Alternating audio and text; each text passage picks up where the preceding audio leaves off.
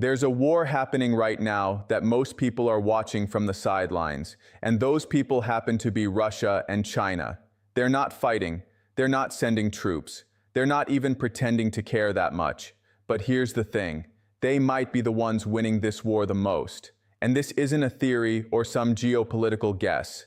The numbers are right there on the table. Let me walk you through exactly what's been happening, who's been profiting, what China is quietly doing, and what Trump means when he says this war is close to over. How did we even get here? Let's go back to the beginning, because a lot of people jumped into this story halfway through and got confused. In March 2025, President Trump wrote a letter directly to Iran's Supreme Leader Ali Khamenei. The message was blunt: dismantle your nuclear program, stop supporting regional proxy groups, and stop enriching uranium, or face serious military consequences. Trump gave Iran 2 months to respond. Iran didn't really respond the way Trump wanted. The negotiations dragged on through April and May of 2025. There were talks in Oman, talks in Rome, but the core issue, uranium enrichment, couldn't be resolved. Iran wanted to keep enriching. The US said absolutely not. Then, on May 27, 2025, Trump said both sides were close to finalizing a deal with strong inspections. But Iran's foreign minister wasn't convinced, and Khamenei's own advisor called Trump's demand to control the Iranian nuclear program a fantasy. After the deadline passed without an agreement, Israel attacked Iran, and just like that, the war started. The official start date of the US-Israeli strikes on Iran, February 28, 2026. The operation was called Epic Fury. Within days, Iran shut the Strait of Hormuz, the narrow waterway that carries about 20% of the world's daily oil supply. And from that moment on, nothing in global energy markets was the same. Russia's $19 billion windfall. Let's talk about this number. Now here's where it gets really interesting. Before this war started, Russia was not doing great financially. Its oil export earnings had fallen below $10 billion in February 2026. Energy revenues were in free fall. Sanctions from the West, pressure from OPEC, and a glut of oil on global markets had pushed discounts on Russian oil to more than $25 per barrel. That's enormous. It means Russia was practically giving away its oil just to find buyers. And then, Iran closed the Strait of Hormuz. Suddenly, the world lost access to 20% of its oil. Prices surged. Panic buying started. Countries that had been pushing Russia to accept lower prices now had no choice but to pay whatever Russia was asking. The International Energy Agency, the IEA, based in Paris, reported that Russia's oil and oil product export revenues nearly doubled in just 1 month. In February, Russia was making $9.75 billion from oil exports. In March 2026, that number jumped to $19 billion in a single month.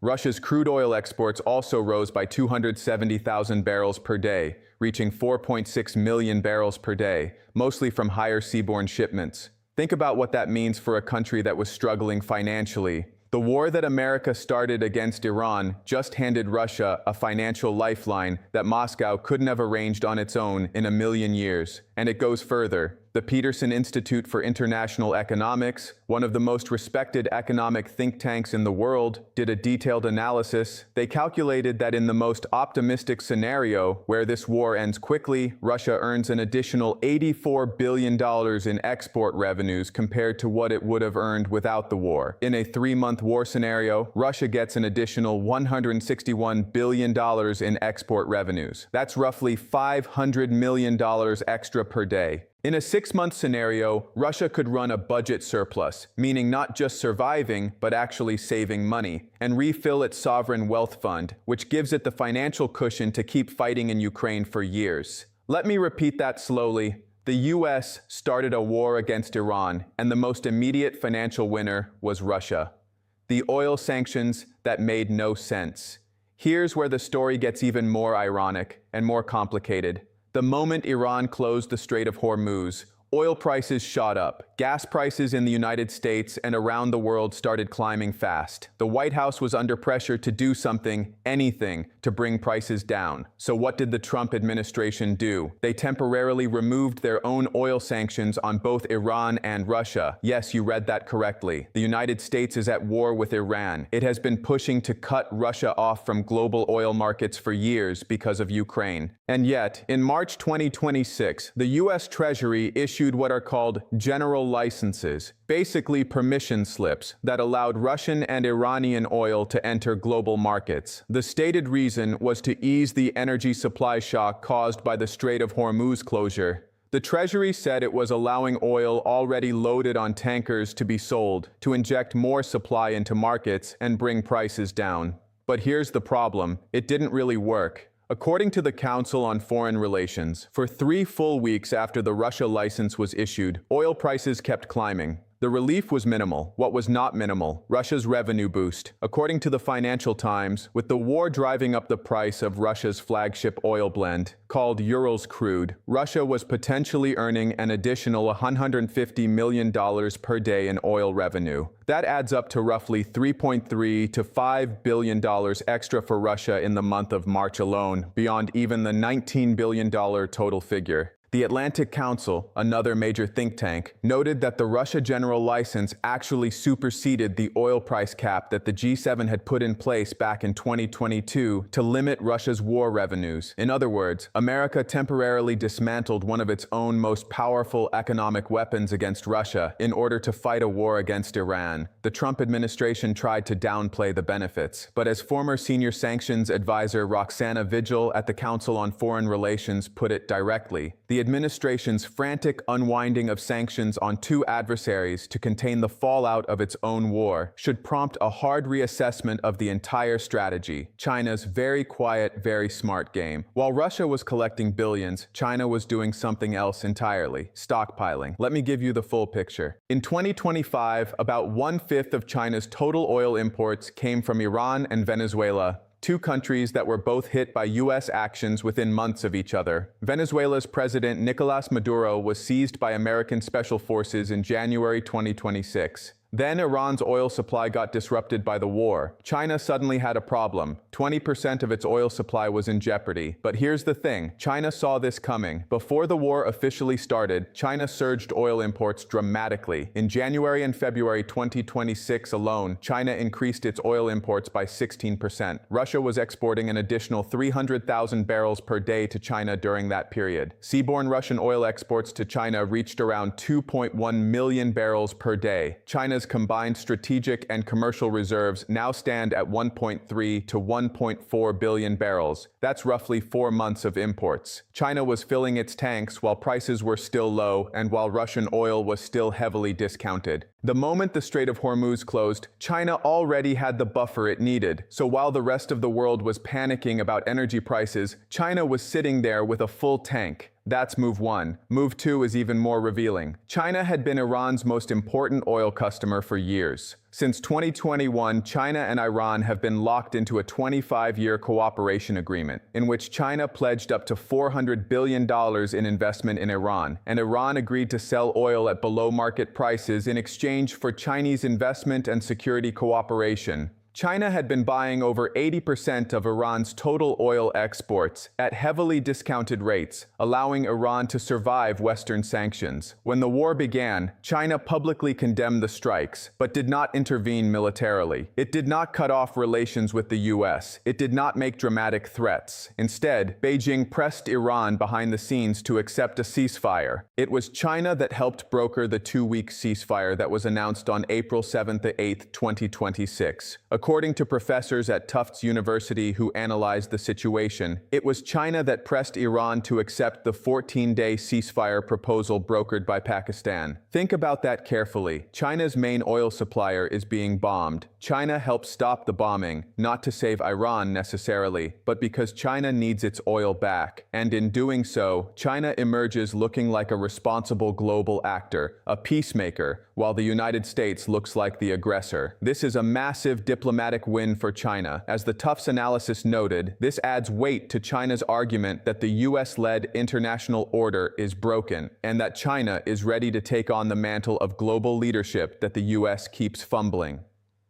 Russia's military role.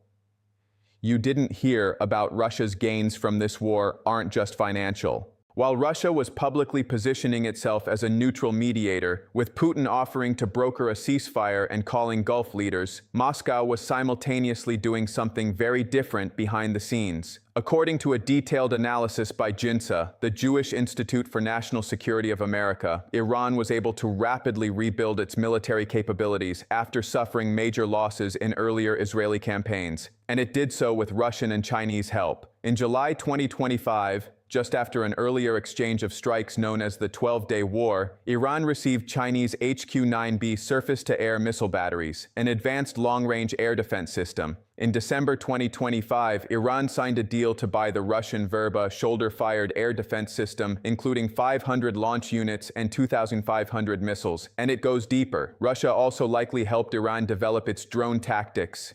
As JINSA noted, Iran's strike patterns closely resemble the Russian approach used in Ukraine. Swarms of drones hitting infrastructure, followed by precision strikes on radar and command systems. This is not a coincidence. Russia's foreign ministry officially condemned the US-Israeli strikes as an unprovoked act of aggression, while Putin declared unwavering support for Tehran. But publicly, Russia was always careful to avoid directly criticizing Trump. Putin wanted to keep his options open. If he mediated successfully, Russia becomes a regional power broker. If the war continued, elevated oil prices kept fueling Russia's budget. As PIIE put it, why interrupt a war being waged by the US as it gets stuck in an expensive quagmire in the Middle East? The Strait of Hormuz, the world's most important choke point. You cannot fully understand this story without understanding the Strait of Hormuz. This is a narrow waterway, about 33 kilometers wide at its narrowest point, between Iran and Oman. Every single day, roughly 20% of the world's oil passes through it. That includes most of the oil exports from Saudi Arabia, the UAE, Kuwait, Iraq, and Bahrain.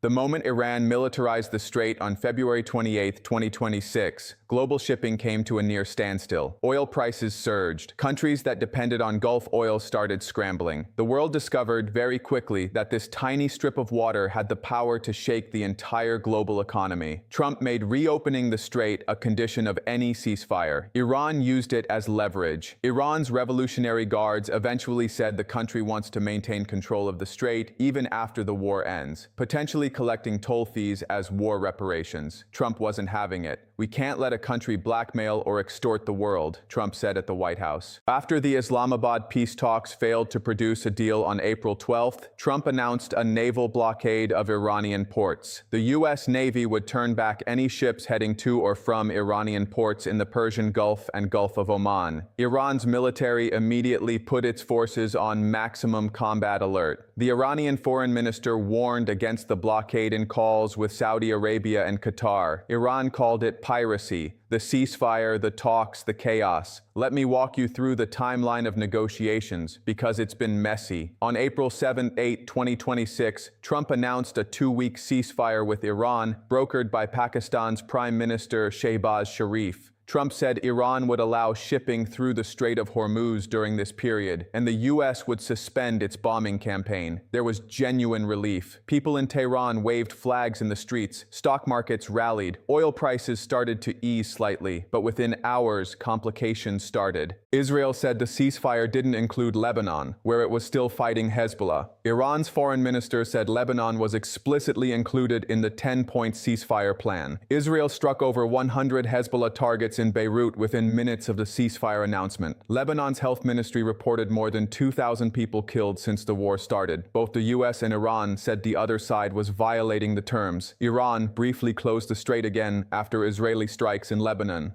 Trump warned that US forces would remain in place until Iran fully complied. Then came the Islamabad talks on April 12th. Vice President J.D. Vance led the U.S. delegation, alongside Special Envoys Steve Witkoff and Jared Kushner. Iran's Foreign Minister Abbas Araghchi led the Iranian side. Pakistani PM Sharif hosted. The talks went for 21 hours, and they failed. Araghchi said the U.S. was acting in bad faith, showing up with maximalism, shifting goalposts, and a blockade. Iran's parliamentary speaker said the U.S. had failed to earn Tehran's trust. The core issue was the same thing it always had been: uranium enrichment. The U.S. wanted Iran to completely abandon enrichment. Iran refused. Vance said a lot of progress had been made, and that the ball is in Iran's court. Trump, after saying he didn't care if Iran came back to the table, later told reporters that Iran had called the U.S. that morning and that talks might resume within the next 2 days. And then, on April 15, 2026, today, Trump said in a Fox Business interview with Maria Bartiromo, "I think it's close to over, yeah. I view it as very close to being over." What close to over actually means. When Trump says the war is close to over, it's important to understand what that does and doesn't mean. On the hopeful side, the 2-week ceasefire is still technically holding, though shakily. The US and Iran are still talking, even if they haven't scheduled a second round officially.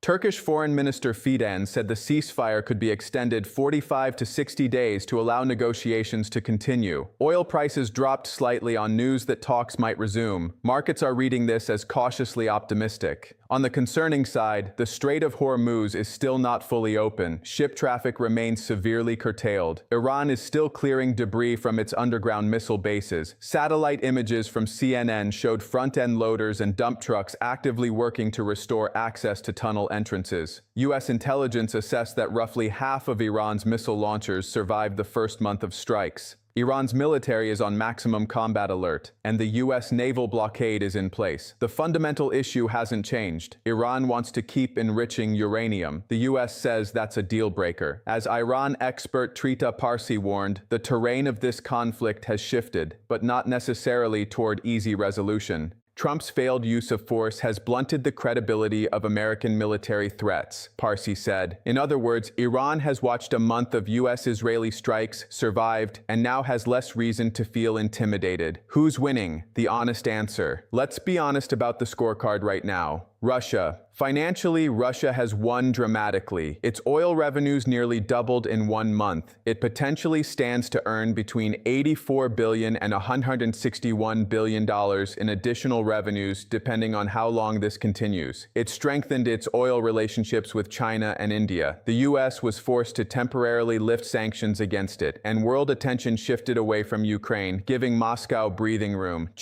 Strategically, China is winning. It pre-positioned its oil reserves before the crisis hit. It's securing Russian oil at good prices as a replacement for Iranian supplies. It played the role of peacemaker and helped broker the ceasefire, boosting its global image. It used the crisis to demonstrate that the US-led order is unstable and that China offers an alternative. Iran is surviving, but has taken enormous damage. Over 3,000 people killed inside Iran since strikes began on February 28th. Its air defense systems were degraded. Its missile infrastructure was partially destroyed. Its economy is under additional pressure. The Strait of Hormuz leverage helped Iran buy time, but the underlying nuclear question remains unresolved. The United States. The U.S. started this war to stop Iran's nuclear program and Project Power, but the results so far are complicated. Oil prices are around $99 per barrel. U.S. Energy Secretary Chris Wright himself warned prices will likely keep rising. The administration was forced to temporarily sanction relieve both Iran and Russia, undermining its own tools. NATO allies are frustrated. UK Prime Minister Starmer openly opposed the blockade. Pope Leo XIV, the first American pope, called on Trump to reject war. And the core nuclear goal hasn't been achieved. American credibility as a global mediator. According to Tufts University analysts, Washington's willingness to abandon talks and go to war has weakened the perception of the U.S. as an honest broker. And that's a soft power loss that won't show up on any spreadsheet,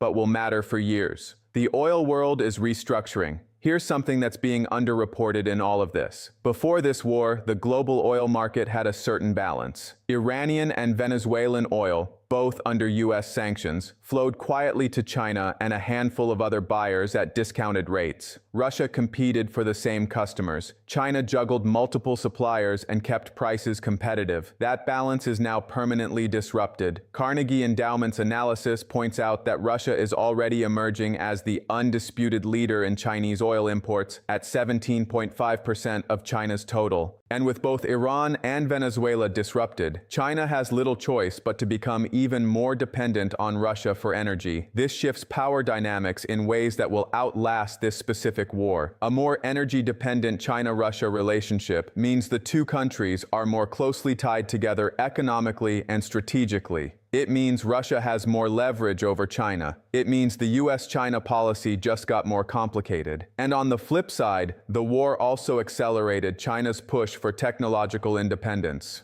In a secure compound in Shenzhen, Chinese engineers are apparently testing a prototype extreme ultraviolet lithography machine, the kind of advanced chip-making equipment that only one Dutch company, ASML, currently makes.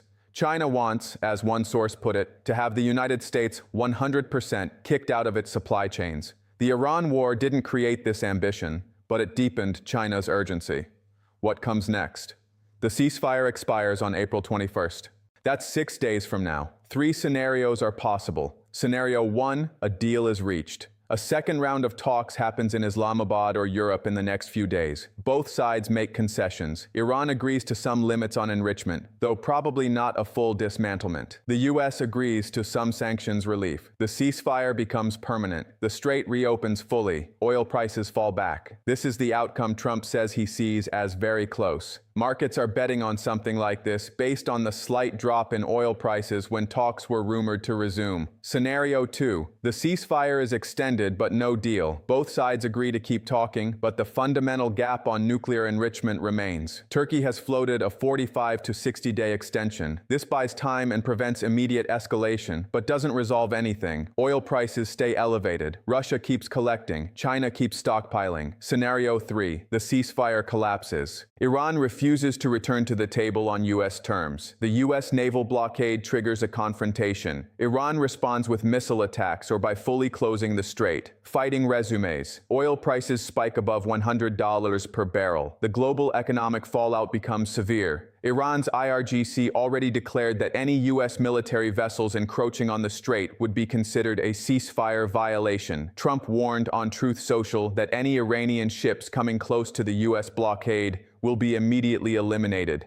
The margin for miscalculation is razor thin. The bigger picture step back from the daily headlines for a moment and look at the shape of all of this. A war that was started, at least in part, to prevent Iran from developing a nuclear weapon has so far not achieved that goal. Iran's enrichment capability is damaged but not destroyed. The underground missile cities are being repaired during the ceasefire. Half of Iran's missile launchers reportedly survived. Meanwhile, the two countries that the U.S. considers its primary strategic rivals, Russia and China, have both benefited materially from this conflict. Russia pocketed billions. China secured its energy supply chains and enhanced its global standing. Both watched from a safe distance as the U.S. got stuck in an expensive quagmire, to use the PIIE's phrase. The Iran war didn't happen in a vacuum. It happened while the U.S. was also squeezing Venezuela, managing tariff wars with dozens of countries, navigating a tense situation with China over Taiwan and rare earths, and trying to end the Ukraine conflict. Russia and China have been watching all of these pressure points simultaneously and calculating. What the numbers show: $19 billion for Russia in 1 month, 1.4 billion barrels stockpiled by China, 3,000 killed in Iran, oil at $99 a barrel, is not just a story about one war. It's a story about a global order in transition, about who benefits when the world's strongest country gets tangled in a conflict it didn't fully think through, about the difference between winning militarily and winning strategically. Trump says it's very close to being over, and maybe it is, but the reverberations in energy markets, in China-Russia ties, in American credibility, in Iran's future posture, those are going to last a lot longer than any ceasefire.